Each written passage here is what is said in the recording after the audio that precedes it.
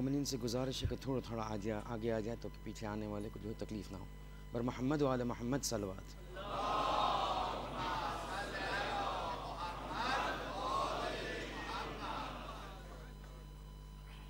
رحم اللہ من قرأ الفاتحہ.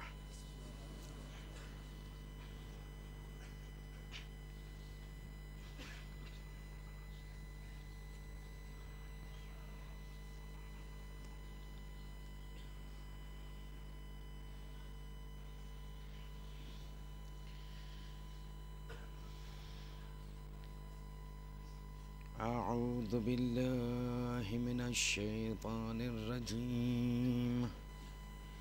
بسم اللہ الرحمن الرحیم.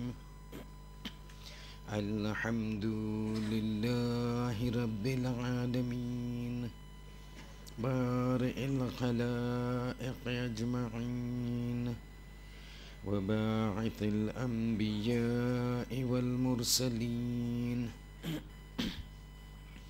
الذي بعد فلا يرى وقرب فشهد النجوى تبارك وتعالى. ثم الصلاة والسلام والتحية والإكرام على خاتم النبيين وسيد المرسلين والشفيع المذنبين الرسول المؤيد والنبي الممجد المصطفى الأمجد أبي القاسم محمد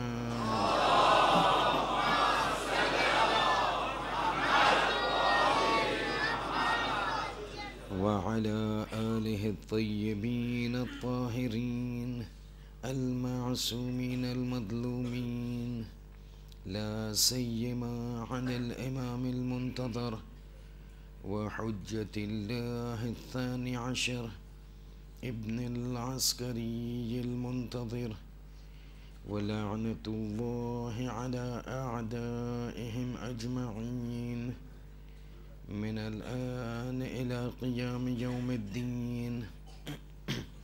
أما بعد فإن الله الصادق العليم قال في كتابه الكريم القرآن الحكيم بسم الله الرحمن الرحيم. إن الأرض لله يورثها من يشاء من عباده والعاقبة للمتقين. صلوات.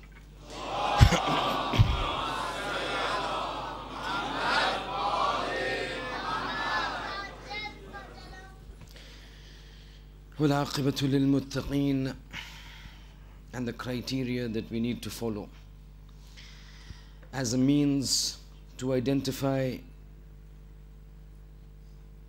our steps towards getting the salvation in the light of our topic that we have identified as being the sins. And if you observe, we are now almost on the threshold of Ashura, and all of us are now just waiting for the day of Ashura, when we can then extend our condolences to our 12th Imam Hujjat ibn al-Hasan al-Askari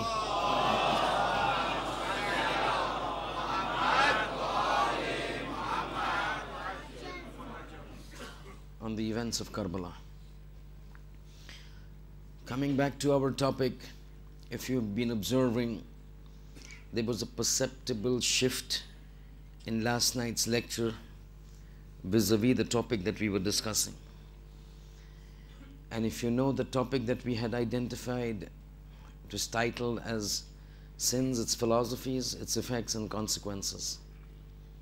And we are now into that portion of our discussion wherein we have to identify, we have to realize there are certain consequences if we decide to violate the sanctity of Allah subhanahu wa ta'ala and oppose His rulings. In opposing the rulings, there is no way that you have an action that violates the sanctity of Lord, and then you should not expect, you ought not to expect any reaction. The action will definitely have a reaction. And one reaction we heard last night when we were discussing about the consequences of individuals not paying attention, not considering the haqqun nas, to such an extent that when a shaheed dies, Allah has the authority over all things. But even despite having the authority over all things, He says, when I want to act on certain aspects related to somebody else, I will only deal with those issues, I will only forgive those issues, I will only ignore those issues that are related to me, that have violated my sanctity directly. But all those things that are related to the others, till that person is not satisfied, even if you come to me, I will not take you to task, I will not consider you, I will not give you any consideration. And then the incidences that we heard last time. And this is what the Imams have already told us, that remember, whatever you plan for the others will eventually come back to you. It is going to touch you, it is going to reach you. And that is the reason we have this tradition which says, Man ghasha ghusha. That means whoever cheats somebody else, whoever plans something for evil for somebody else, in this world that thing will come back to haunt him. Man ghasha, whoever does any sort of a cheating, whoever does any sort of a fraud, whoever does any sort of a deception and evil deed towards the others, ghusha, that same thing will come to haunt him. And that is what that explanation of the sixth Imam to that person when he said and he expressed his desire for an illegal act, a non-shari'i act with that particular girl, and the response of the Imam, because this is what it is said. We have to understand that this, when it is said man ghasha ghusha, it is applicable to all walks of life. So if somebody casts an evil eye, a dirty eye upon the women folk of some other family, then you can rest assured somebody else will cast a dirty eye upon your women folk. There is no escape from this. So if you find that there are certain things that take place with ladies and members in your family, realize it is coming back to you. There is no escape. And you heard that anything, everything that happens to a person is a compensation, is a reaction of something that you have done yourself or this person has done himself. So if you find certain things coming back, we need to take stock. And that is why it is said, as soon as something goes wrong, there has to be a remedial measure. That remedial measure might come tomorrow night, or it might come on the night of the Ziyarat Majlis. But the concept needs to be cleared. It will never be that a person does something and goes scot-free. If you're walking, you trip, you start bleeding, realize it is something that is coming back to haunt us. But having understood this, we need to move further. And we need to realize there are certain other consequences. You do realize the time that we have got in our midst and the days that we have got, the topic being so large, being so expansive, it is next to impossible to highlight every aspect about this entire topic in the space of 10 nights with half an hour of majlis, and in the last few nights even that is cut down because of the Masaib. So it becomes very difficult. It's a very challenging task to even address certain things. There's so many things you want to speak, but at times you have to give up in front of the clock. But whatever is done, we can do it. Whatever we can speak, we will speak. One of the things that we need to realize, the direct consequence of our sins, of our evil deeds, is that when a person commits evil deeds, certain things take place in the universe. And those things that take place in the universe then come back in a way that really affects us. One of the reasons, according to the riwayat, one of the consequences of sins is that a person becomes mahroom, becomes deprived of the grace and the generosity of Allah subhanahu wa ta'ala. You see, we complain about so many things and so many times. We complain our businesses don't run. We complain that we are not seeing taraqqi and development. We are seeing others are rising so heavily. He and me started the business at the same time. But look where he has reached. Look where I have reached. I am not moving forward. I am not doing anything. Things take place with us. Everything has a reason. and you will hear this today. Many times person commits sins, he gets deprived of special grace and special mercy and special favors of Allah subhanahu wa ta'ala. These special favors and these special grace, if it does not come to any individual, it is because of certain actions that he has committed. But before we can go into what are those things or what are the consequences of being deprived of the grace and the special favors of Allah subhanahu wa ta'ala, see, there are certain favors that He gives to everybody. He's Fayyad, He has to give everybody Fayyad. But there are certain things He singles out for certain individuals. Like for example, everybody prays Salat, but those who pray Salatul Layl, there's a special favor attached to it. Saying one of the consequences, one of the benefits of Salatul Layl is a person who prays Namaz-e-Shab, Salatul Layl, one consequence is his face becomes Nurani, luminous, not white, luminous, radiant. White is different, black is different, radiant is different. There could be somebody who's dark in color, but the face is radiant, the face is luminous. You look at it, you like to look at that. You talk to that person, you want to be friends with that person. There are individuals who look very handsome, but when you talk to them, you don't want to be with them. It's not fairness and darkness, it is that attraction that comes. It's that luminosity, it's that love that brings about the attraction within that person. So you'll see a lot of people getting that sort of an attraction. Saying the reason is this, the reasons have come in the tradition. Individuals who pray Salatul Layl, who pray Namaz-e-Shab, when the entire people are sitting, sleeping over there, one person stands up. Allahu nurus samawati wal ard. Quran says, Allah is nur of the light of the heavens and the earth. Now when this person stands up, Allah's entire focus now goes on to him. When the focus of Allah goes on to him, the nur of Allah gets transferred onto that person. Everybody is sleeping, this one person is standing in the middle of the night, everybody in that house, in that area, in that locality, sleeping, this person is standing, the focus, the tawajjuh, the attraction, the concentration of Allah, the nur gets transferred from Allahu nurus samawati wal ard. When it transfers, this face becomes luminous. So the grace goes to all the musallin, but special grace goes to special individuals who embark on things that are special which other people don't do. Similarly here, there are special grace, there are special favors of Allah subhanahu wa ta'ala, which if individuals start violating the sanctity of God, start opposing the rulings of God, start saying, I have a desire, you have a desire, your desire is contradicting my desire, your desire needs to go down, I will listen to my desire. Then God says, fine, you carry on your desire, don't ask those special things for me. Don't ask them from me. Now if you don't get it and you see that you're with your friend starting the same business, 10 years later, where you are and where he is, then it is only me who is supposed to be blamed, nobody else. But when we talk about this mahrumiyat of and being deprived of the special grace, there are two kinds. There are two kinds. One of them is being deprived of the grace of Allah with respect to material things. And then there is deprivation, there is mahrumiyat with respect to ma'anavi things. Both of them equally important. Both of them extremely important. Nobody says that we never have to work in this world. Nobody says we have to give up this world. Nobody says that we just take up the musalla with the tasbih in the house, in the day fasting, in the night qiyamul layl, and that is how we need to pass our lives. This is not what Islam says. Islam says, La ruhbaniyata fil Islam.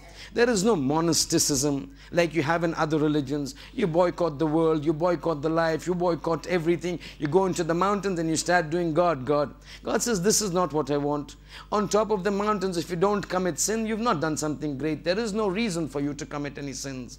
It is when you sit in the people and when people are doing ghaibah and you walk out, then you've done something big.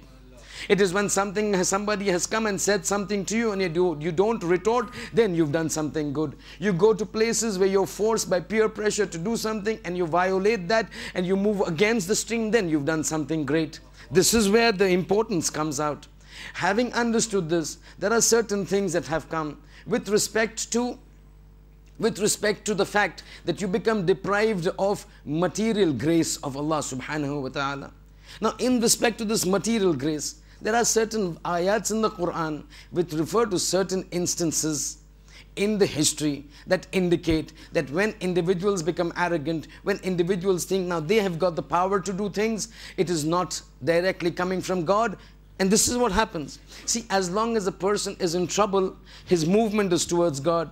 He remembers Dua Kumail, he remembers Dua Tawassul, he remembers Jarat Ashura, he remembers this, he remembers that. But when you find things going every hunky-dory, when there is no problems, everything is coming, money is coming, family is fine, no nothing, then you don't remember God. Then instead of coming over for Dua Kumail reciting at home, you would rather go out. But this is just an explanation. In the times when it is good, that is the time when you also need to remember God. There are and there were individuals who had the opportunity, but when they opposed God, then God wants to say, we deprive them of our lutf, we deprive them of our altaf. And one of these things that Quran mentions is the incident of Qarun. Qarun was a person in the time of Hazrat Musa. And this incident is very good because it has two characteristics to it. One, it talks about the consequences that come when you start sinning. The grace of God is taken. Qarun was a person who was graced with enormous wealth. All of us know. Quran says, forget about the money. The money that Qarun had in his time, and Qarun was the time of Hazrat Musa. Saying Qarun, the amount of money that he had, forget, don't talk about the money. I will tell you the amount comparatively so that you know how much money he had. It's saying the money that he had would be placed in trunks, and those trunks would have locks, and those locks would have keys. Money would be placed in trunks. The trunks would have locks. Those locks would have keys. Now more the keys means more the trunks. And more the trunk means more the money. God says, I don't want to tell you how much money he had, but I will just tell you this in the Quran. The amount of people that would be required, people would be required in numbers to just carry the keys to the locks to his trunks that contain the money. People would be required to hold them. It was not one person's piece of cake, not two persons' piece of cake. Several people would be required just to pick up the keys for the locks of the trunks in which the money was there. This was how rich he was. So it was told to him, Ahsin, O Qarun, do good, kama ahsanallahu ilayk. Just as Allah has graced you with money, just as Allah has given you this grace of money, you need to help the poor. And this is an indication to all of us, those who've got the means, those who've got the facilities to help out the others, to do infaq. Saying, help out the others. Ahsin, ya Qarun, ahsin, kama ahsanallahu ilayk. Just as Allah has done good to you, you need to do good to the others. At that time the Quran says, the arrogance of Qarun. You say, who says God has given this to me? God has not given this to me. Innama utitu ala ilmin. This is because of my knowledge. I have studied. I have become a doctor. I have become a this. I have become a that. I have become this auditing firm. I have become a this IT firm. It is because of my effort, not because of God. Qarun said, this money is not given to me by God. I have acquired it because of my knowledge that I had. I don't want to share it out. It's my effort. I have worked hard. I don't need to give it out. You don't need to advise me on these things. God says, fine. When he said this, we had to restrain himself. We had to refrain himself. We have to hold him back. So what happens? فَخَسَفْنَا بِهِ وَبِدَارِهِ الْأَرْضِ. We gave the orders to the earth. This man has gone in opposition to us. This man is now ignoring our bounty. This man is now rejecting our favors on him. So now we need to teach him a lesson. We need to take away our grace from him. Saying, we ordered the earth, swallow him. فَخَسَفْنَا. Khasafna means to spread apart, swallow. Saying, فَخَسَفْنَا بِهِ وَبِدَارِهِ الْأَرْضِ.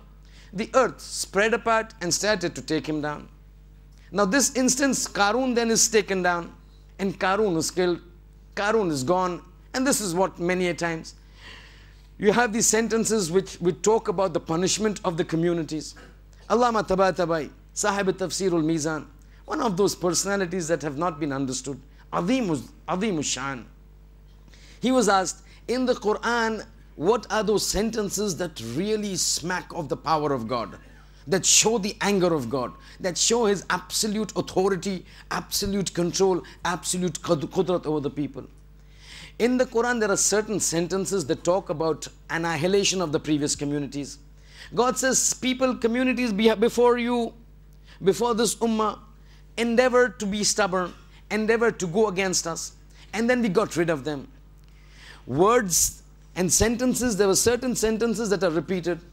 One of the sentences that are repeated is bu'dan lil qawmil ad. Bu'dan. Allah Tabatabai says, this word of bu'dan, out with these communities. This is those that absolutely indicate the power of God. He just brushes them aside. He just takes them aside. Bu'dan li qawmil zalimin. Out with this qawm of zalimin. Away with this qawm. That itself shows the absolute power where He just flicks the entire thing away. You want to stand before me? You can't stand before me. Qarun comes. Allah says we ordered the earth to swallow him. This aspect has two dimensions. You understand this, that when God says, you have started violating, I have given you something, you are supposed to be returning back. Ahsin kama ahsanallahu lak.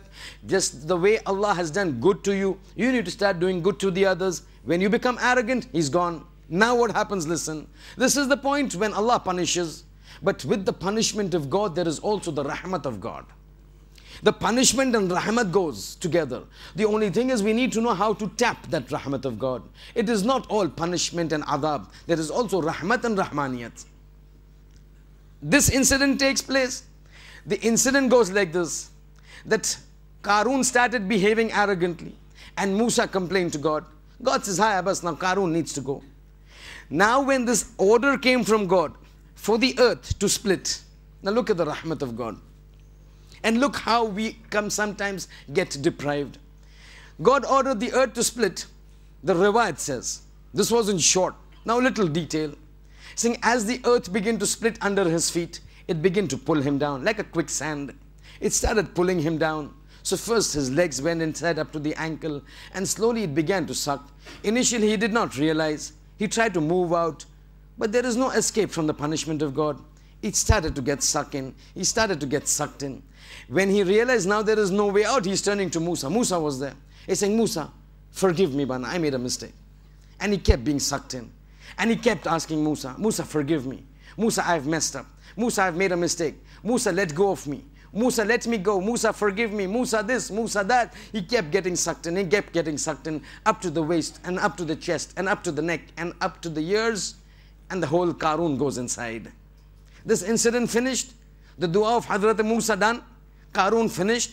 God says, he's opposed me. I finished him off. Now, after this incident, after some time, the time comes for Kalimullah to go and talk to God. So as per his ordainment, as per the meeting, as per the schedule, he goes to Kuh. As he goes, he's talking to God, he realizes the lahjat, the manner of God responding to him is not previously to what it was.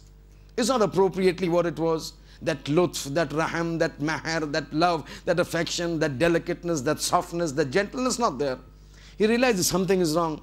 He's saying, Ya Rab, is something wrong? He's saying, Musa, I'm disappointed with you. See, it's one thing your friend tells you, I'm disappointed. One thing, Rabbul Alameen, you're talking to Lord of the world and he's saying, Musa, I'm disappointed with you. Musa begins to shake. Ya Rab, what have I done? You are disappointed with me. What have I done to make you disappointed with me? He's saying Qarun was dying. He's saying yes, he was an oppressor, he was a tyrant, he was violating, he was sinning. You told him to give infaq, he never did infaq. You told him to give the money. He said this money is not from yours, from God. This is for my work, my effort, my ilm, my knowledge. He had to go. He's saying the problem is not that, Musa. The problem is that I am disappointed in your reaction to what Qarun says to you and was saying to you.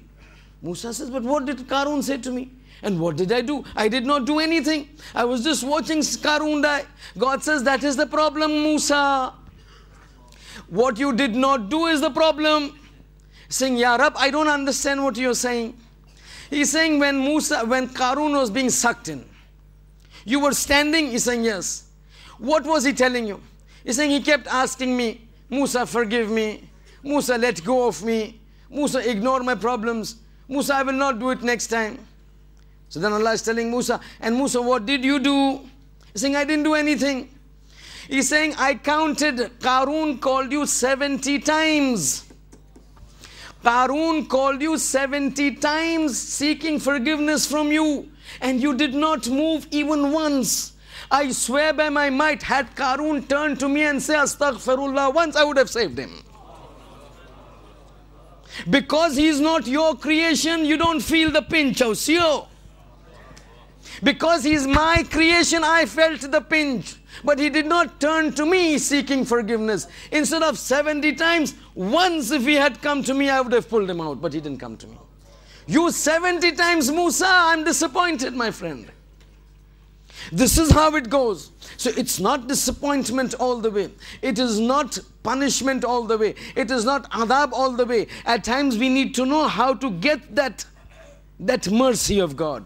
But if you go hammer and tongs against him, that this is your wish and this is my wish. But then God is, that's what we recite, right? Allahumma ahlal kibriya wal adama wa ahlal jude wal adama. This is what we say in that kunut of Eid. Ahlal jude wal jabarut. When somebody is having the jabarut, then you stand up before him, he's going to put you down. But once had Qarun turned to me. But these are those things that are referred to as the mahrumiyat of the maddiyat. The mahrumiyat of the maddiyat. There have been indications so many times. You don't do infaq. God has given this money that comes to you. You have to use it. This is an examination given to you. You have to give it out. But together with, I'm looking at the clock and I have to move quickly. Together with the deprivation of the material aspects, there is an even more fajia. There is an even bigger tragedy. And that is the deprivation of the spiritual blessings of Allah subhanahu wa ta'ala. See, maddiyat goes, it is affecting the body. Spirituality goes, it is affecting the soul. Understand this. Maddiyat and physical aspects, if you are deprived, it affects the body. Spiritual aspects, it affects the soul. The body, when it is deprived, it is affected for so long as the body is alive. Which is 60 years, 70 years, 80 years. The soul, when it is affected forever and ever. Because the soul once created is never annihilated. It never gets destroyed. Riwayat say that mahrumiyat of the spirituality of God takes place. Means what? Means the heart becomes hard. Means that lutf that comes into the heart now doesn't come. When that raham, when that mahar, when that love, when that affection of God doesn't come, this heart becomes hard. Becomes qiswatul qalb. Then what happens? Because of the sins, God holds back the spiritual grace. Holds back the ma'naviyat from you. As a result of it, now man does not realize what spirituality is. He is engrossed into the material pleasures of this world. Food, drink, house, this, that, fulan, dimka, all those things. He loses out on that spirituality. What he doesn't realize is that this spirituality, when it is lost out, it's going to affect him right from now up to the day of judgment. It is going to affect, because now what happens was, what was supposed to be the mahar and love of God is replaced by the anger and wrath of God. You understand this wrath of God, huh? مَا لَا تَقُومُ لَهَا السَّمَاوَاتِ وَالْأَرْضِ. Imam Ali says in Dua Kumail that your anger, your ghadab, your punishment, I cannot bear, let alone me. لَا تَقُومُ لَهَا السَّمَاوَاتِ وَالْأَرْضِ. Neither the earth nor the heavens can stand against your wrath, your anger, your punishment. Now if this is the case, then you have certain things that we need to realize, because then things begin to go really wrong. Riwayat says, when this lutf of God goes, then things begin to happen. One, that love that comes into everybody's heart of God is replaced by anger. One. Second, we become deprived of the du'as of the Holy Prophet. We become deprived of the du'as of the Holy Prophet. Then the Prophet doesn't pray for us. This prayer of the Prophet, my friends, is something that is extremely important. We've got this tradition from the 8th Imam, Ali ibn Musa al-Rida alayhi salatu wassalam.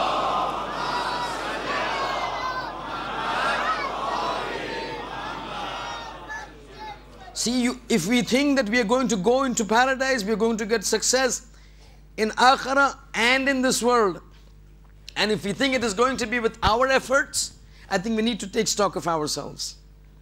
There is no way man by his own efforts can get salvation in this world and the hereafter. And that is the reason it has to be the lutf of God for the Ahlul Bayt, and for us the lutf of God and the karam of the Ahlul Bayt. This is why it is said to us, don't ask God, don't pray to God, God deal with me justly, with adalat. That is, we have the dua, Allahumma amilna bifadlik wa la tu'amilna bi'adlik. Ayatollah Jawadi Amali says, he says, you pray to God, God deal with me with justice. If God were to deal with individuals with justice, justice means what? Jaza'u sayyi'atin sayyi'atun mithlaha. You do one, you'll have to see it. You do one sin, you'll have to see it. Whatever evil you do, you'll have to see it. If God deals with anybody on the day of judgment with adalat, Ayatollah says, no person will go into paradise. No person can enter paradise if adalat deals, if God deals with adalat. What we need to pray, and the Imam says, don't ask God to be just. Say, Allahumma amilna, deal with us bifadlik, with your fadl, with your rahmat, with your mercy. وَلَا تُعَامِلْنَا بِعَدْلِكَ. It is when He deals with you with fadl, with rahmat, it is then you can expect salvation in the hereafter. Now with this, we've got this tradition. Look how, one little tradition, and then we leave off. The tradition of the 8th Imam. The 8th Imam is narrating. See, certain sins, when it says the lutf of the spiritual lutf is taken back, and held back, this is what it means. He says, if somebody does not pay khums, we Ahlul Bayt don't pray for him. We Ahlul Bayt don't pray for him. In order to understand this, Imam is saying, if a person doesn't give our rights, our khums, we don't pray for him.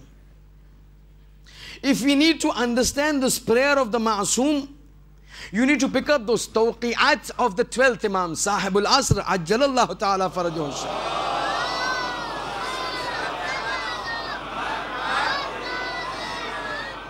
Imam Zamana has written several letters to several individuals. Sheikh Mufid, one of them. These letters are referred to as the tawqi'at. They got a special name, tawqi'at of the 12th Imam. In these tawqi'at, one of these letters, which is also considered as a hadith because it's coming out from the Imam, he's mentioned certain things. We think behind the ghaib, not in front of us.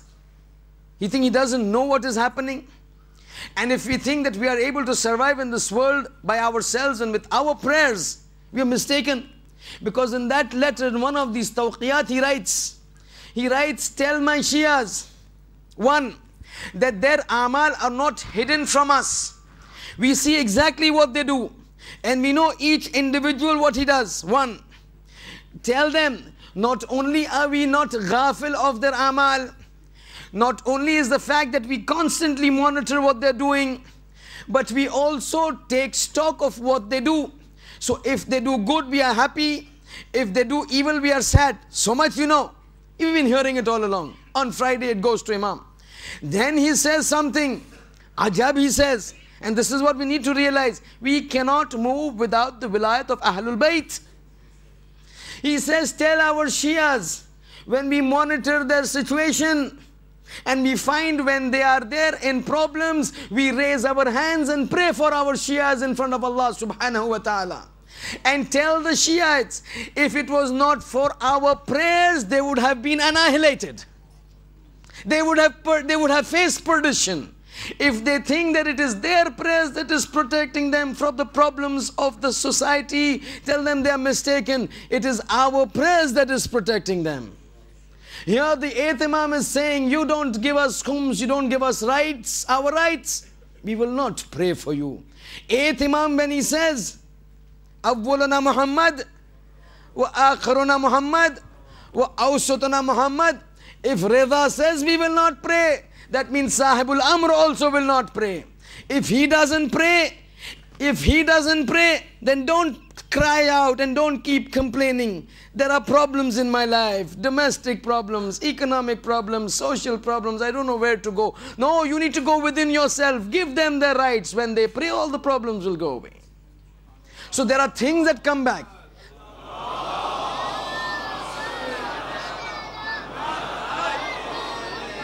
Dar Muhammad wa ala Muhammad salawat.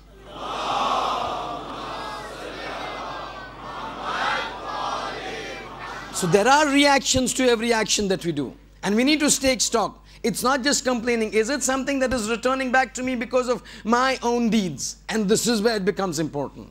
And this is where we need to understand. And this is where to understand the Sirat of Hussein and taking lessons from Karbala comes. And today is the 9th of Muharram. Just 1 or 2 lines of Masahib. Yesterday it was long because it was Abbas. But today we need to go. I have to take care of my throat. We've got Ashura coming day after tomorrow. We need to prepare ourselves for that day. But one sentence, just to understand. You know, sometimes, and you will see it yourself on Ashura, you don't need anything to cry. The tears will come automatically because that warmth is there in the heart for Hussein. It automatically comes out. What do you talk? Now for Ali Akbar, what can you say? Just one sentence I will tell you. Said by whom?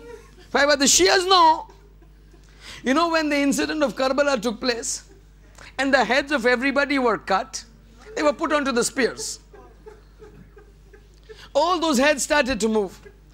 The journey from Karbala to Kufa and Sham, while they were going, it passed through certain regions that were not belonging to the Muslims. There were certain places that belonged to the Ahlul Kitab. When these heads would move from their colonies, in one of these colonies, when this head was moving, these heads, the ladies would come out. You see, normally when something happens, we want to go out and see what is happening. This group was passing, the ladies came out of their houses to see what is happening. What do they see? They see these forces and these soldiers moving, and in between, at intervals, they would see these lances with heads on top. They saw the head of Hussein. They saw the head of Abbas. They saw the head of Muhammad, Honor Muhammad, Qasim. Riwayat says, history says, when the head of Ali Akbar came, it was so luminous, it was so radiant that those ladies that were watching this head all of a sudden cried out, "Oh, we pray, may the mother of this child die. May the mother of this child die." Layla was there passing by. She hears this, "May the mother of Ali Akbar die." She turns to them and says, "What has the mother done to you?" He's saying, "It's not that anything she has done, but we who are not related, when we see this beautiful face, we cannot bear it. We shudder to think what would happen to the mother of the son when she would have a look at this." فَسَيَعْلَمُ الَّذِينَ ظَلَمُوا أَيَّ مُنْقَلَبٍ يَنقَلِبُ مُحَمَّدٌ عَلَى مُحَمَّدٍ صَلَّى.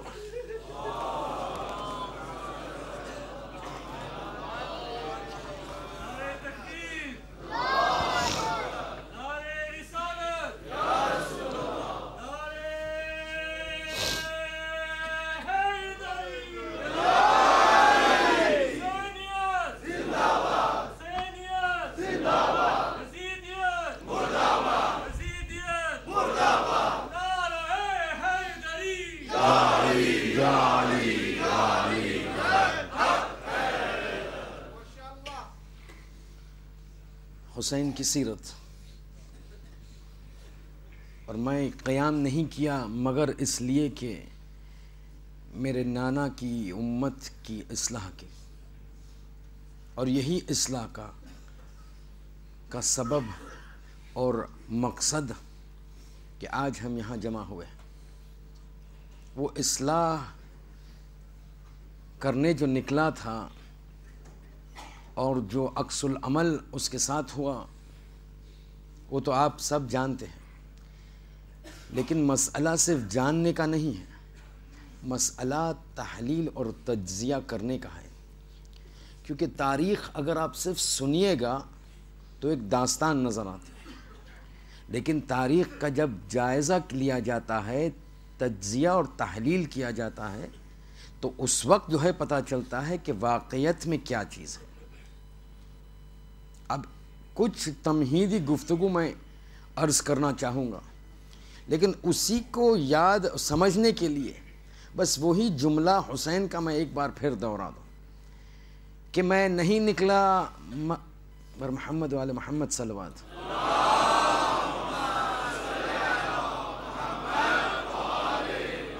عزیزان محترم، گزارش ہو رہی کہ آپ آہستہ آہستہ تھوڑا آگے آ جائیے، آئیے آگے آئیے۔ پر محمد والے محمد بلند تر صلوات۔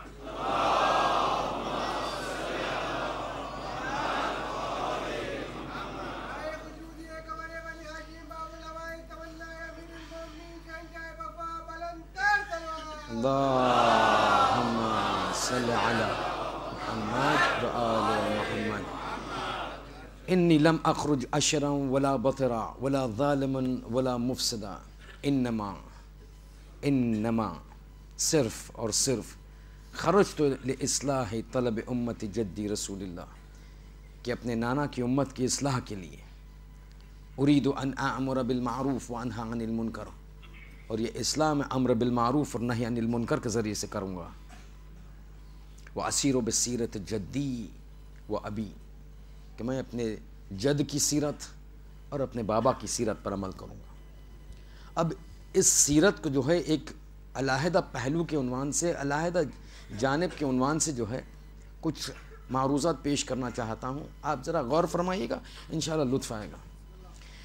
خداوند متعال قرآن میں حضرت ابراہیم کے سلسلے میں بہت ساری گفتگو کی، بہت ساری باتیں کو بیان کی، اور خصوصاً جو ہے وہ ہمارے پاس سورہ انبیاء میں بہت سارے انبیاء کا ذکر ہے، نام ہی سورہ کا انبیاء ہے، لیکن تقریباً آیہ نمبر 51 سے لے کے آیہ نمبر 70 تک یہ تقریباً 20 آیتیں ایسی ہیں کہ جو منحصر ہیں حضرت ابراہیم کے واقعات کے نسبت، اور خصوصاً وہ واقعات کہ جو آپ اور ہم سنتے آ رہے ہیں بچپن سے، کہ بتوں کو جو ہے وہ توڑ دیا، اور پھر اس کے بعد جو قضیہ پیش آیا اور آگ میں ڈالنے کا جو منصوبہ بنا، اور پھر جو ہے اس کے ساتھ جو ماجرا ہوا، یہ تقریباً 20 آیتیں جو ہے وہ حضرت ابراہیم کے اس پہلو کو جو ہے وہ روشن کرتے ہوئے اور تاریخی واقعات کو بیان کرتے ہیں۔ اس میں جو ہے کچھ ایسے آیات میں ایسے کچھ جملات ہیں کہ جس کو سمجھنا جو ہے بہت ضروری ہے۔ حضرت ابراہیم کو جو ہے جب خداوند متعال توصیف کرتا ہے تو جو ہے وہ توصیف میں ایک لفظ استعمال کرتا ہے کہ ہم نے ابراہیم کو رشید بنایا، ہم نے ابراہیم کو رشید بنایا، رشدہ آتینا، ہم نے دیا ابراہیم کو رشد یعنی آپ دیکھیے مادہ ہے رشد، اس کا مشتق ہے رشید، یعنی جب خدا کہتا ہے میں نے اس کو رشد دی، ہم نے ان کو رشد دیے، تو وہ رشد جو ہے یعنی ابراہیم ہو گئے رشید۔ رشید کے معنی تفسیر میں ملتے ہیں کہ وہ انسان کہ جو سمجھ سے کام کرتا ہو، جو عقل سے کام کرتا ہو، جو انٹیلیجنٹ ہو، اس کو کہتے ہیں رشید۔ یعنی اگر کوئی بچہ جو ہے نابالغ بڑھتا ہوا سمجھدار ہو گیا، ایسی حالت میں سمجھدار ہو گیا کہ اب عاقل ہے، عاقلانہ حرکتیں کرتا ہے، تو کہا جاتا ہے کہ یہ لڑکا بھی رشید ہو گیا۔ خداوند متعال قرآن میں ابراہیم کو رشید کے عنوان سے جو ہے توصیف کرتا ہوا نظر آتا ہے، یہ سمجھ۔ اب جب توصیف کرتا ہے رشید کے عنوان سے، پھر جو ہے دوسری روایت میں، دوسری آیت میں ایک قدم آگے بڑھتا ہوا نظر آتا ہے اور کہتا ہے کہ جو رشید ہے، جو رشید ابراہیم ہے، اس کی کوئی سیرت ہے، اس کی کچھ سیرت ہے، اس کے کچھ سنن ہے، سنت پہ جو ہے وہ عمل کرتا ہے جو ابراہیم کی سنت مانی جاتی ہے، اور ابراہیم کی سنت ایسی ہے وَمَنْ يَرْغَبُ عَنْ سُنَّةِ عَنْ مِلَلِ ابراہیم، کہ سنت اور ملت اور سیرت ابراہیم سے کون ہٹ سکتا ہے، کون فالو نہیں کر سکتا، سوائے من صفح نفسہ، کہ جو صفی ہے۔ اب اردو میں بھی صفی کا معنی تو ہم سب جانتے ہیں، یعنی وہ انسان کہ جو کم ذہن ہے، جو بے وقوف ہے۔ اب دیکھیے 3-4 آیتیں آئیں گی، ہم ایک دوسرے کو ملا کر جو ہے ایک نتیجہ گیری کرنا ہے، ہمیں نتیجے تک پہنچنا ہے۔ ایک مرتبہ خدا کہتا ہے کہ میرا پیغمبر جو ابراہیم ہے وہ رشید ہے، رشید یعنی عاقل، اس کی سیرت جو ہے عاقلانہ سیرت ہے۔ پھر خدا کہتا ہوا نظر آتا ہے کہ وہ لوگ، بس وہی لوگ ابراہیم کی سیرت پر عمل نہیں کریں گے، من صفح نفسہ یعنی جو صفی ہے، جو بے وقوف ہے، جس میں عقل نہیں۔ تو ایک مرتبہ رشید بنایا، پھر معیار بتایا کہ جو ابراہیم کی سیرت پر عمل نہ کرے وہ بے وقوف ہے۔ اب جب تھوڑی یہ منزل آگے بڑھتی ہے تو پھر خدا، یعنی عجیب و غریب یہ 20 آیتیں ہیں۔ دیکھیں نتیجہ گیری نکلیں گے، جب نتیجہ نکالیں گے تو انشاءاللہ لطف آئے گا۔ تو رشید ہے، رشید کو نہیں ماننے والے خدا کہتا ہے صفی ہے۔ پھر خدا کہتا ہے تم جانتے ہو کون لوگ ہے کہ جو واقعاً جو ہے پیروان ابراہیم ہے؟ اب یہ آیت کو سنیے، کہتا ہے ان اول الناس بابراہیم، کہ ابراہیم کی اتباع کرنے والے، ابراہیم سے چاہت رکھنے والے، ابراہیم کی سیرت پر چلنے والے، ان اول الناس بابراہیم للذین اتبعوہ وہذا النبی والذین آمنوا۔ قرآن میں نازل قرآن کرتا ہے خدا رسول کے زمانے میں، ابراہیم کا واقعہ بیان فرماتا ہے اور کہتا ہے کہ وہ لوگ کہ جو ابراہیم کی سیرت پر عمل کرنے والے ہیں، 3 گروہ کا نام دیتا ہے۔ ایک تو وہ لوگ کہ جو حضرت ابراہیم کے زمانے میں تھے، دوسرا وہ ھذا النبی، یہ نبی جو تمہارے سامنے ہے یہ حضرت ابراہیم کی سیرت پر چلتا ہوا نظر آتا ہے، اسی کی سیرت پر چل رہا ہے، اور مؤمنین جو رسول اور اس دین کی پر ایمان لا چکے وہ حضرت ابراہیم کی سیرت پر چلتے ہیں۔ اب آپ دیکھیے قرآن کہتا ہے کہ نبی خدا ابراہیم رشید ہے، اس کو نہ ماننے والے، اس کی سیرت پر نہ چلنے والے بے وقوف اور صفی ہے۔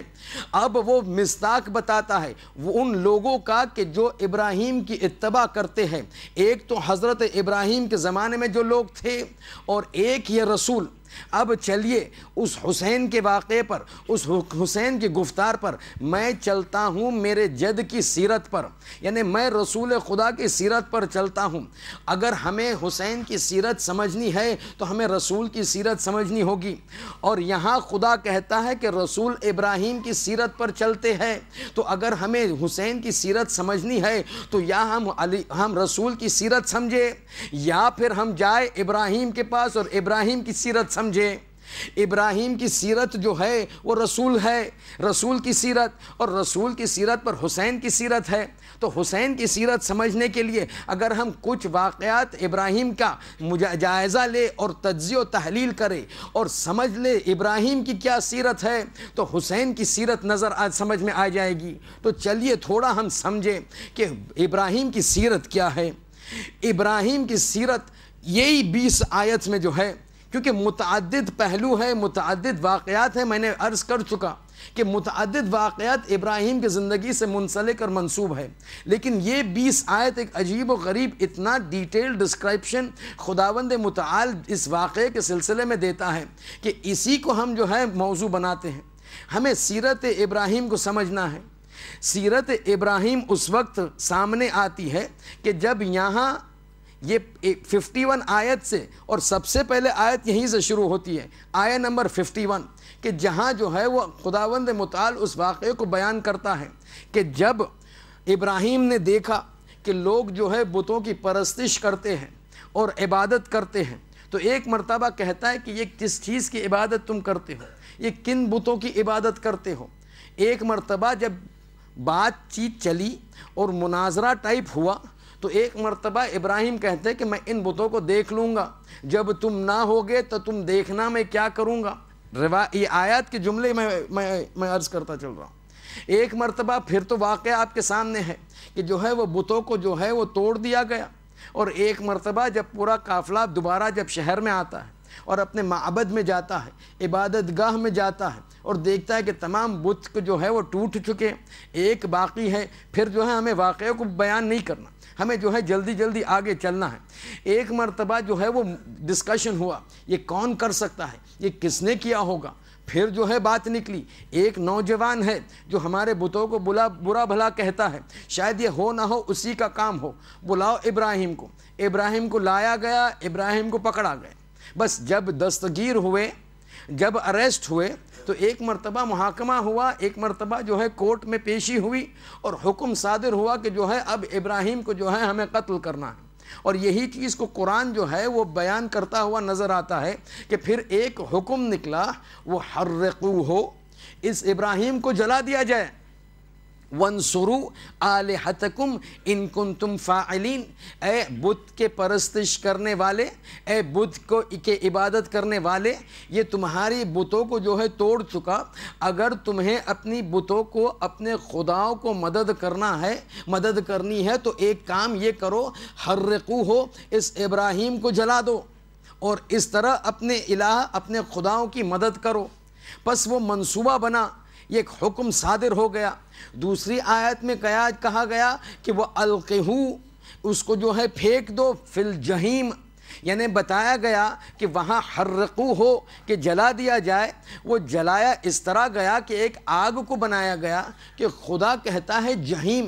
اب جہیم میں اور نار میں دونوں کا مطلب جو ہے وہ یہی نکلتا ہے کہ آگ، لیکن نار یعنی صرف ایک معمولی سی آگ۔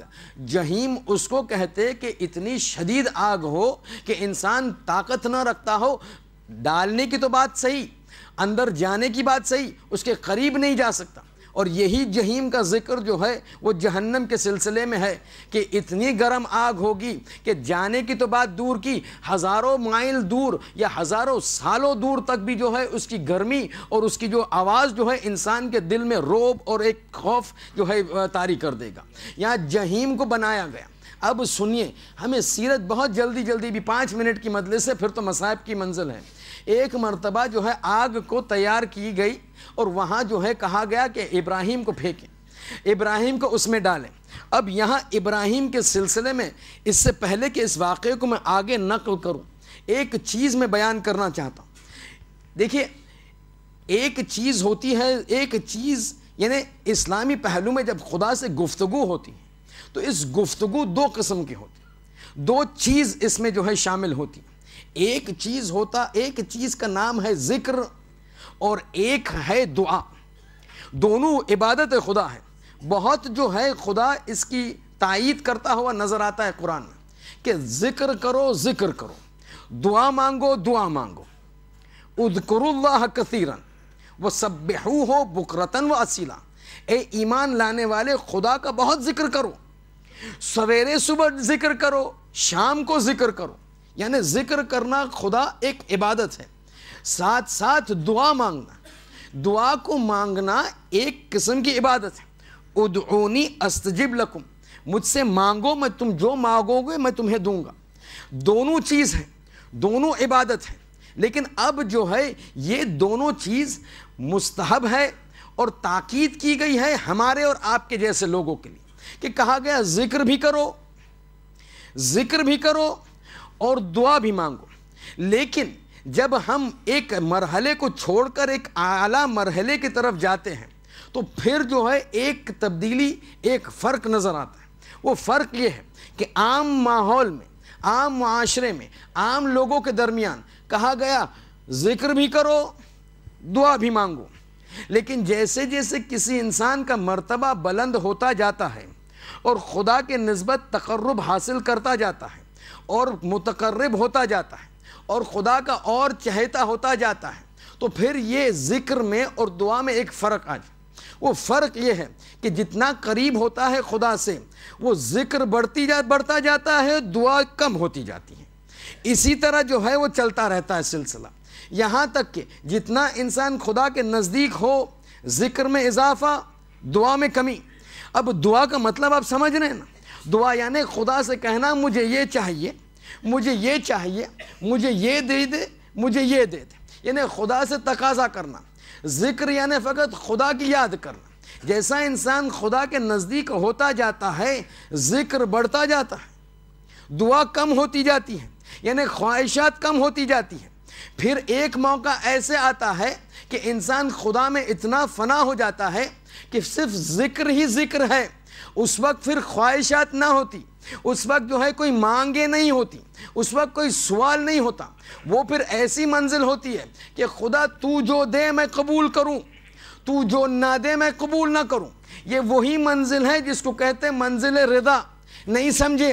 یہ وہی منزل ہے کہ پھر انسان مانگتا نہیں، انسان کہتا ہے جو تو دے میں قبول کروں، جو تو چاہے مجھے دے، میری خود کی خواہش کچھ نہیں. یہ وہی منزلت ہے جس میں کہتے ہیں رضم بقضائہ و تسلیما لامرہ.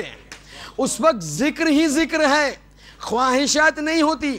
نہیں کہتا مجھے بچا لے، نہیں کہتا مجھے کچھ دے دے. اس وقت یہی کہتا ہے جو تو دے گا میں اس سے راضی ہوں، جو تو دے گا میں اس کے سامنے تسلیم ہوں. یہی منزل.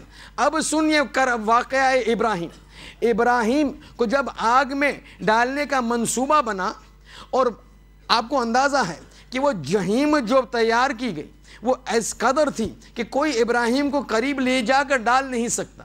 تو جو ہے وہ منجنیق بنایا گیا، دور سے ابراہیم کو پھینکا گیا. جب ابراہیم، اب روایت چھٹے امام کی، جب واقعہ ابراہیم کو اپنے اصحاب کے سامنے بیان کرتے تھے تو ایک مرتبہ امام کہتے ہیں کہ جب ابراہیم کو پھینکا گیا اور وہ جو آسمان میں حرکت میں تھے کہ جہاں سے ان کو پھینکا گیا اور جہنم میں آگ میں ڈالنے کے لیے آگ اس طرف ہے، یہاں جو ہے وہ ابراہیم راستے میں ہے کہ ایک مرتبہ حضرت ابراہیم کوئی دعا نہیں مانگتے، بس ذکر کی حالت میں ہوتے ہیں، بس اللہ کا ذکر کرتے ہیں. اس راستے میں حضرت جبرائیل آتے ہیں، اے خلیل اللہ آپ اگر جو چاہیں تو میں تمہاری مدد کر سکوں. ابراہیم کہتے ہیں جبرائیل مجھے تمہاری مدد کی ضرورت نہیں. پھر جبرائیل کہتے ہیں اے ابراہیم آگ میں جا رہے ہو، جہنم میں وارد ہونے والے ہو، اپنے خدا سے دعا مانگیے. ابراہیم کہتا ہے اے جبرائیل کیا میرا خدا مجھے دیکھ نہیں سکتا؟ کیا میرا خدا جانتا نہیں میں کہاں جا رہا ہوں؟ اگر وہ چاہے کہ میں اس آگ میں جا کر جل جاؤں تو مجھے منظور ہے، کیونکہ میں ایسے مقام پر ہوں کہ دعا جو ہے کوئی معنی نہیں رکھتی.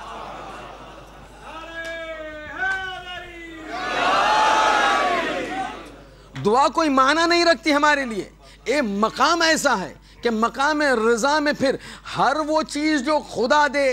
دیکھیں دعا یہ نہیں کیا کہ ہم کوئی چیز چاہتے ہیں اور خدا سے مانگتے ہیں. یہ مرحلہ ایسے ہے کہ پھر انسان مانگتا نہیں، جو تجھے دینا ہے دے دے. رضا کی منزل ہے، تسلیم کی منزل ہے. اب یہ جب آپ سن لیے کہ ابراہیم موت سے نہیں ڈرتے تھے، مقصد ذہن میں تھا، موت سے نہیں ڈرتے. اب سیرت حسین پر آئیے. حسین کی سیرت، رسول کی سیرت، رسول کی سیرت، ابراہیم کی سیرت، حسین کی سیرت، ابراہیم کی سیرت. ابراہیم کی سیرت نے بتائی کہ جو ہے ابراہیم موت سے نہیں ڈرتے. مقصد امپورٹنٹ ہے، موت جینا یا مرنا امپورٹنٹ نہیں. حسین جب مکے سے نکلے اسی سیرت پر عمل کرتے ہوئے نکلے تو متعدد جو ہے خطبات دی. ایک خطبے میں وہ بار بار لوگوں کو بتاتے تھے کہ دیکھو میرے ساتھ آنا تمہارے لیے مفید ہے، تمہارے لیے فائدہ مند ہے، کیونکہ جو ہے تم گھر پر بھی بیٹھو گے تو موت آنی ہے، موت ہمارے ساتھ آئے گی تو فائدہ ہوگا، گھر میں اگر بیٹھ کر موت آئی تو فائدہ نہیں پہنچائیں گی. اب یہ جملات کہتے تو پھر ایک جملہ اپنے خطبے میں ایک ایسا بیان فرمایا کہ عجیب و غریب ہے، اس سے نتیجہ ایک عجیب نکلتا ہے. امام کہتے ہیں میں موت سے نہیں ڈرتا. موت میرے نزدیک ایک پھانسی کا پھندا نہیں ہے، جو پھانسی کی جو رسی ہے وہ نہیں ہے. میرے نزدیک موت ایک ہار ہے کہ جو انسان پہنتا ہے اپنی زینت کے لیے. اب آپ دیکھیے ذہنیت، یہ نکلتے وقت امام بتاتے ہیں میں ڈرتا نہیں، میں موت سے نہیں گھبراتا. مقصد امپورٹنٹ ہے، اس مقصد کے تحت اگر مجھے موت آ جائے تو میرے لیے زینت کا سبب ہے. اب اگر جو شخص موت کو پھانسی سمجھے تو اس کا مطلب موت اس پر حاوی ہو گئی، لیکن جو انسان موت کو ہار سمجھے اس کا مطلب یہ شخص موت پر حاوی ہو گیا.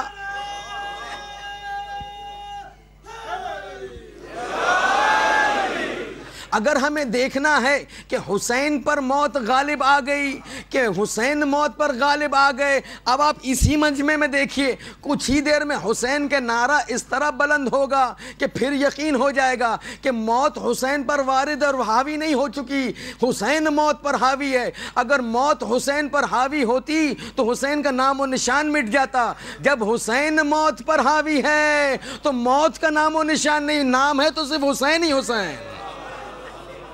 سرکار امام حسین علیہ السلام کی ذات اقدس پر بلند تر صلوات۔ صلی اللہ علیہ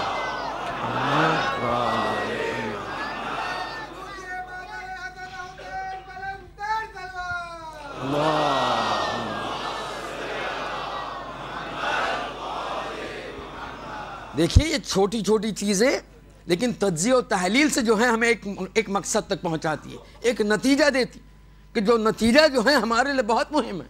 یہ چھوٹی چھوٹی چیزیں جو ہیں لیکن اسی کو رد نہیں کر سکتے، اس پر ٹھہرنا ہے، غور و فکر کرنا، اور جب یہ ہوتا ہے ایسا معاملہ، ایسے واقعات پیش آتے ہیں تو پھر جو ہے وہ انسان سمجھتا ہے کہ مرتبت اور منزلت کیا ہے۔ اور آج تو جو ہے شب نوی محرم، اکبر کا غم ہے نا، اکبر، یہ اکبر کون ہے پتہ ہے؟ یہ اکبر جو ہے روایت میں ملتا ہے کہ اکبر شبیہ رسول خدا ہے، رفتار میں بھی، گفتار میں بھی، خلق میں بھی اور خلق میں بھی۔ اور تربیت اکبر کی اس طرح ہوئی ہے کہ وہ واقعہ آپ کو پتا ہے، مکے سے قافلہ چلا کربلا کی طرف، اور راستے میں ایک مرتبہ حسین کی آنکھ لگ گئی، کھلتی ہے تو استرجاع پڑھتے ہوئے نظر آتے ہیں، انا للہ و انا الیہ راجعون۔ اکبر پاسی میں ہے، تعجب، بابا یہ استرجاع کا موقع نہیں، یہ استرجاع کا جملہ کس لیے؟ کہا بیٹا اب تھوڑی دیر پہلے آنکھ لگی تھی، خواب میں نے ایک آواز سنی کہ جو کہتی تھی آواز کہ یہ قافلہ جا رہا ہے اور موت پیچھے پیچھے ہے۔ دیکھیے یہ سیرت حسین، سیرت ابراہیم، اب سیرت علی اکبر، سیرت حسین۔ کہتے خواب میں دیکھا کہ ایک آواز کہہ رہی ہے کہ قافلہ جا رہا ہے، پیچھے پیچھے موت۔ ایک مرتبہ علی اکبر وہ جملے کو، تاریخ جملے کو جو ہے وہ فرماتے ہیں، کہتے السنا علی الحق، کیا ہم حق پر نہیں ہے بابا؟ تو حسین کہتا ہے ہم سے زیادہ حق پر کون ہو سکتا ہے؟ پھر وہی جملہ اکبر کا، پھر مجھے پرواہ نہیں، موت ہم پر آ جائے کہ ہم موت پر آ جائے، حاوی تو ہمیں ہی ہونا ہے موت پر۔ بس وارد ہوا قافلہ کربلا میں، وقت گزرتا گیا، پھر وہ صبح نمودار ہوئی جس کو ہم روز عاشور کہتے، سویرے نماز کا وقت۔ حسین کے پاس خصوصی مؤذن ہے، مگر اس بار حسین نے اپنے مؤذن کو نہ بلایا۔ این علی اکبر، این علی اکبر، علی اکبر کو بلاؤ، آج جی چاہتا ہے کہ سویرے کی نماز کی اذان علی اکبر پڑھے۔ علی اکبر آتے ہیں، ایک مرتبہ آمادہ ہوتے ہیں، اذان کو شروع کرتے ہیں، اللہ اکبر۔ ارے عزادارو، کربلا کے صحرا میں لہجہ رسول خدا گونجیا، ارے لہجہ رسول خدا گونجا، جیسے آواز نکلی شاید خیمے میں زینب مدینے کا رخ کیا ہو، اے نانا، اے نانا۔ حسین چاہتے تھے آخر میں آج روز عاشور رسول خدا کا لہجہ کان میں آئے۔ ایک مرتبہ اذان تمام ہوئی، حملہ ہوا، روایت کہتی ہے مقتل سے پڑھ رہا، 40 افراد حسین کے مارے گئے۔ 40 افراد پہلے حملے میں مارے گئے، آدھے سے زیادہ لشکر جو ہے تباہ ہو گیا، ختم ہو گیا۔ اب جب باری آئی بنی ہاشم کی، حسین نے کہا سب سے پہلے غم حسین چکھے گا، سب سے پہلے حسین داغ جو ہے لے گا اپنے کلیجے پر۔ تقدم یا بنیہ، اے میرے بیٹے پہلے تم چلو۔ ایک مرتبہ علی اکبر گھوڑے پر بیٹھتے ہیں اور رفتہ رفتہ مقتل کی طرف جاتے ہیں کہ ایک مرتبہ حسین کہتے یا بنیہ مہلن مہلا، یا بنیہ مہلن مہلا، آہستہ بیٹا آہستہ جانا۔ اب جب اکبر مڑ کے دیکھا تو کیا دیکھا؟ ارے 18 برس کا نوجوان دیکھتا ہے 60 سال کا بوڑھا باپ گھوڑے کے پیچھے کمر پکڑے ہوئے آ رہا ہے۔ ایک مرتبہ اکبر گھوڑے سے اترتے ہیں، ہاتھوں کو جوڑا، ارے بابا آپ پیچھے کیوں آ رہے؟ حسین کہتا اکبر تیرا 18 سال کا کوئی جوان نہیں، باپ کا جگر نہیں پہچان سکے گا۔ ہاتھوں کو جوڑا، مگر بابا ایسا ہوا تو اکبر مقتل میں جا نہیں سکے گا۔ ایک مرتبہ حسین کہتے ہیں اکبر بیٹا جاؤ۔ اکبر جاتے ہیں، تھوڑا جنگ ہوئی، جنگ کے بعد پھر آئے، کہتے بابا پیاس مارے ڈال رہی، شدت پیاس مارے ڈال رہی، کہیں سے کچھ پانی کا انتظام اگر جو ہو جائے تو علی اکبر کی جنگ دنیا دیکھے گی۔ ارے حسین کہے تو کیا کہتا آؤ بیٹا اپنی زبان میرے دہان میں ڈالو۔ اکبر آتے مقتل کے جملے، اکبر نے اپنی زبان کو امام کے منہ میں ڈال، اب جیسے ڈالی فوراً نکالی، ارے آگ بابا آپ کا منہ تو مجھ سے زیادہ سوکھا ہے، آپ کا دہان تو مجھ سے زیادہ سوکھا۔ ایک مرتبہ انگوٹھی کو نکالا، کہا بیٹا اکبر منہ میں رکھو تھوڑی تسلی ہو جائے گی۔ پھر ایک جملہ کہتے ہیں قیامت کا جملہ، کہے بیٹا اکبر جاؤ، اب میرے نانا جو ہے آپ کو سیراب کرے گے تمہیں، اس کا مطلب سمجھے، اے اکبر جاؤ اب واپس نہ آنا، اب جاؤ واپس نہ آنا۔ ایک مرتبہ اکبر جاتے ہیں، اکبر جب گئے تو حسین جو ہے ٹیلے پر کھڑے ہو گئے، ارے اپنے بیٹے کی جنگ دیکھنی ہے نا۔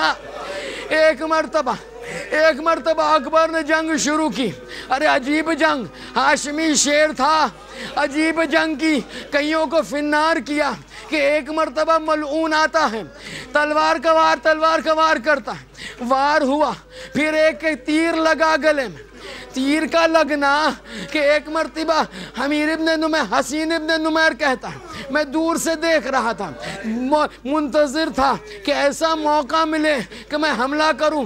اب جب تیر گلے میں لگا تو میں دیکھا یہ سب سے بڑا موقع ہے، میں اپنے نیزے کو لیا، ایک مرتبہ پہلوئے نواسے رسول میں مارا، یہاں سے جب گھسا سینے سے نکلا۔ اب جو ہے اکبر اپنے گھوڑے پر آگے، اب حملہ ہونا شروع ہوا، حسین دیکھ رہے ہیں، حسین تیلے پر سے دیکھ رہے، اب جو ہے اکبر زمین پر گرے، اکبر کا زمین پر گرنا، حسین تیلے سے زمین پر گرے،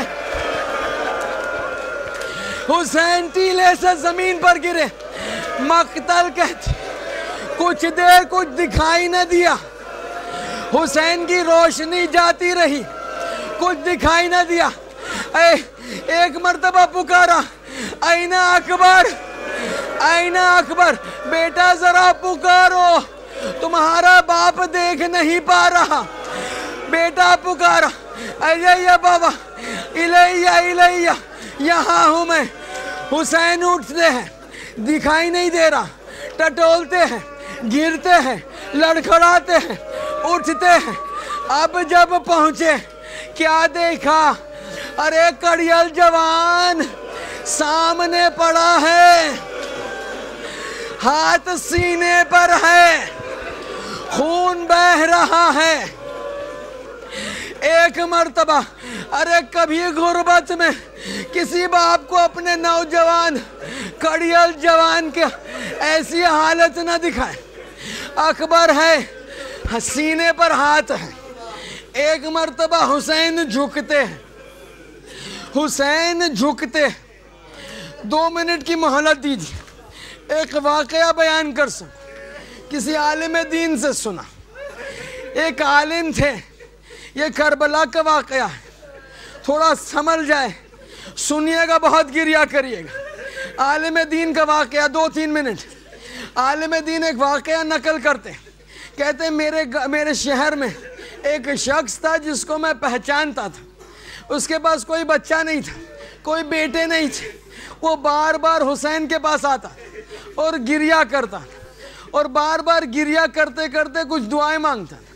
عالم دین کہتا تھا ایک بار اس کے پاس میں کھڑا ہو گیا تو آواز کان میں آئی.